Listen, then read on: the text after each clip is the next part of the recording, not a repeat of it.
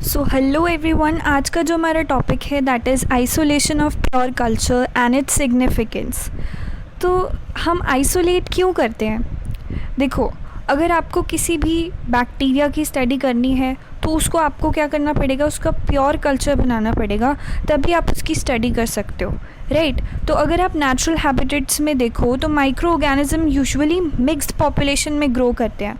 इसका मतलब क्या है? देखो, जैसे अगर आप एक बैक्टीरिया के बारे में स्टडी करना चाहते हो, ग्राम नेगेटिव बैक्टीरिया के बारे में आपको स्टडी करनी है, तो आपने क्या किया भाई, एक मिट्टी का सैंपल ले लिया, मड का सैंपल ले लिया। अब उस मड में बहुत सारे अदर ऑर्गेनिजम्स भी हो सकते हैं और बैक्टीरिया भी हो सकता है, और बैक्टीरिया में भी उसमें मिक्स्ड पॉपुलेशन हो सकती है, ग्राम नेगेटिव हो सकता है, ग्राम पॉजिटिव हो सकता है। लेकिन आपको क्या पढ़ना है, आपको ग्राम नेगेटिव बैक्टीरिया के बारे में पढ़ना है। तो आपको क्या करना पड़ेगा, आप क्या करोगे, ग्राम नेगेटिव बैक्टीरिया को आइसोलेट करना पड़ेगा। अभी वो मिक्स्ड पॉपुलेशन में है, राइट? अभी वो मिक्स्ड पॉपुलेशन में है, ठीक है? तो इसीलिए हमें क्या करना पड़ता है, आइसोलेट करना पड़ता है। तो जो डेवलपमेंट है प्योर कल्चर टेक्निक्स की, वो किसने शुरुआत करी थी? रॉबर्ट कॉच ने इसकी शुरुआत की थी। तो अभी हम देखते हैं कि जो आइसोलेशन के मेथड हैं जो हम इस वीडियो के अंदर डिस्कस करने वाले हैं, वो मेनली हम 3 मेथड डिस्कस करेंगे आइसोलेशन के, that is spread plate method, streak plate method and pour plate method. तो चलिए इन सबको अच्छे से देख लेते हैं बारी बारी से। सबसे पहले हम देखेंगे स्प्रेड प्लेट मेथड हम किस तरीके से परफॉर्म करते हैं। तो देखो, if a culture of cells is spread out on a agar surface at relatively low density, then every cell grows into a completely separate colony. तो अब मैं आपको ये समझा देती हूँ कि ये स्प्रेड प्लेट आप करते कैसे हो। सबसे पहले हम क्या लेंगे, कोई भी हमारा जो सैम्पल सोल्यूशन है, मान लीजिए ये जो हमने सैम्पल लिया है, दिस इज़ आवर सैम्पल, और ये कोई भी बैक्टीरियल सैम्पल है।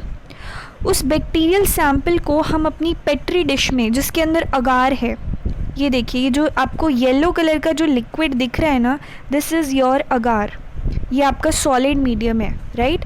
सो आपने क्या करा, आपने उस बैक्टीरिया का जो सैंपल है वो थोड़ा सा आपने अपनी पेट्री डिश, यानी कि जो आपका पेट्री डिश में अगार मीडियम था, उसके ऊपर आपने उसको डाल दिया, बीच में सेंटर में आपने डालना है। उसके बाद देखो आप क्या करोगे, अब आप स्प्रेडर की हेल्प से, देखो ये जो स्प्रेड प्लेट मेथड है ना, बहुत ही इजी वे है, बहुत ही डायरेक्ट वे है।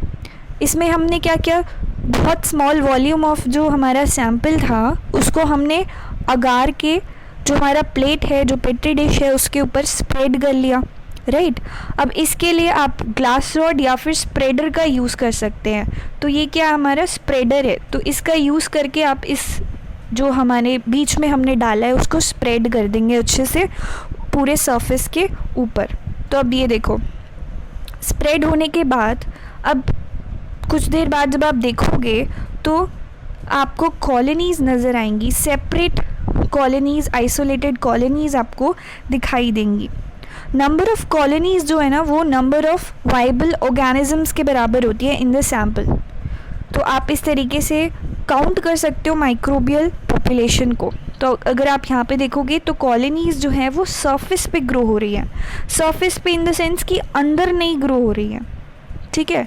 अगर आप इसके अंदर देखोगे तो ये सिर्फ सरफेस पे आपको नज़र आएंगी, अंदर यानी कि इस अंदर की तरफ ग्रो नहीं होती है, ओनली जो ग्रोथ है वो सरफेस के ऊपर होती है in case of spread plate method. Okay, so जो नेक्स्ट मेथड है वो है हमारा streak plate method. Streak plate में हम क्या करते हैं, ये देखो, सबसे पहला स्टेप आपका फ्लेम होता है। फ्लेम में हम क्या करते हैं, सबसे पहले जो हमारा ये लूप है, देखो ये लूप होता है इस तरीके से आगे से। अगर मैं आपको थोड़ा सा इसका बना के दिखाऊं कि किस तरीके से लूप होता है, तो इस तरीके से आपने लैब में देखा होगा, इस तरीके से आगे से थोड़ा सा कर्व्ड ये लूप होता है। तो इस लूप को स्टरलाइज करने के लिए हम इसको फ्लेम के ऊपर हीट करते हैं ताकि ये अच्छे से क्या हो जाए भाई, हमारा स्टराइल हो जाए, ठीक है? यानी कि इस पर कोई जर्म्स वगैरह हो तो वो किल हो जाए। इसके लिए हम पहले उसको थोड़ा सा फ्लेम पे हीट कर लेते हैं। उसके बाद हम इसमें क्या करेंगे, इस लूप को, जो हमारा बैक्टीरियल सैंपल है, ये देखो ये जो टेस्ट ट्यूब है ना, इसमें हमारा क्या है, सैंपल है। तो इस सैंपल में हम उस लूप को डिप करेंगे। उसके बाद हमारी जो फ्रेशली प्रिपेयर्ड जो हमारी प्लेट है, ये देखो ये पेट्री डिश है, पेट्री डिश के अंदर हमने अगार मीडियम ऑलरेडी बना रखा है। तो उसके ऊपर हम क्या करेंगे, अब इस लूप की हेल्प से, ये जो हमारा लूप है इसकी हेल्प से अब हम स्ट्रीकिंग करेंगे।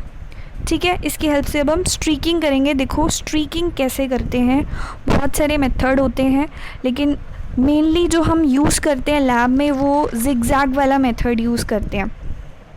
ठीक है, इसमें क्या करना है, ये देखो आपको इस डायग्राम से समझ आ जाएगा। ये हमारा क्या था, लूप था।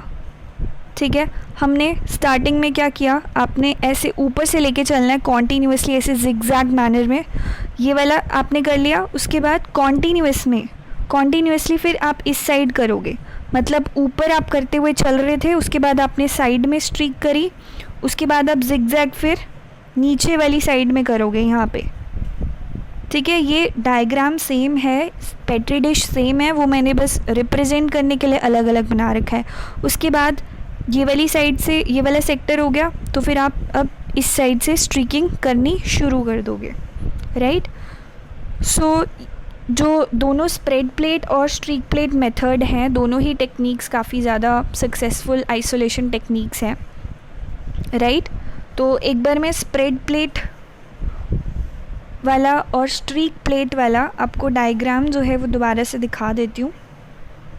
ठीक है, इसमें हमने क्या करा था, सबसे पहले you have to prepare the spread plate, tip it out, और आप टेस्ट ट्यूब से डायरेक्टली आप सेंटर में डाल दीजिए सैंपल को।